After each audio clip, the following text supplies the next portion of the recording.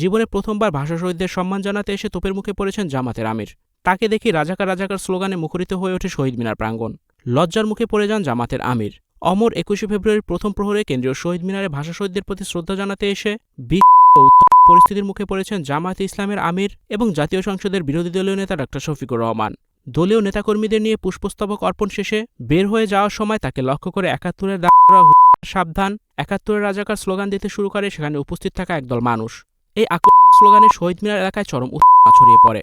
পরিস্থিতি সামাল দিতে জামায়াতে ইসলামের নেতাকর্মীরাও পাল্টা স্লোগান দিতে শুরু করলে পুরো এলাকায় এক থমথমে অবস্থার সৃষ্টি হয়। প্রত্যক্ষদর্শীরা জানান, ডা শফিকুর রহমান যখন শ্রদ্ধা নিবেদন শেষে মঞ্চের পেছন দিয়ে বেরিয়ে যাচ্ছিলেন, ঠিক তখনই একদল তার পথ রোধ করে রাখার চেষ্টা করে এবং ৭১-এর ভূমিকার কথা মনে করিয়ে দিয়ে তীব্র ভাষায় স্লোগান দিতে থাকে। আর এর প্রতিক্রিয়ায় জামাত ও ছাত্র শিবিরের নেতাকর্মীরা তাৎক্ষণিকভাবে ভাষা সৈনিক গোলাম আজম লাউ লাউ লাউ সালাম স্লোগান দিয়ে পাল্টা প্রতিরোধ গড়ে তোলে। জীবনে প্রথমবার ভাষা শহীদদের সম্মান জানানোর প্রসঙ্গে বিব্রতকর পরিস্থিতিতে পড়ে যান ডা শফিকুর রহমান। তিনি বলেন, বিরোধী দলীয় নেতা হিসেবে রাষ্ট্রীয় দায়িত্ব পালনে আমি এখানে এসেছি। তবে জামাতে ইসলামী এখনও শহীদ মিনারে ফুল দেওয়াকে ইসলামী শরীয়তে নাজায়েজ মনে করে কিনা এমন বিতর্কিত প্রশ্ন তিনি এড়িয়ে যান। এক পর্যায়ে তিনি চলে যান। জামায়াত সাধারণত কখনো ফুল দিতে আসে না শহীদ মিনারে, এবার আপনারা কি মনে করে? এবার রাষ্ট্রীয় আচার হিসাবে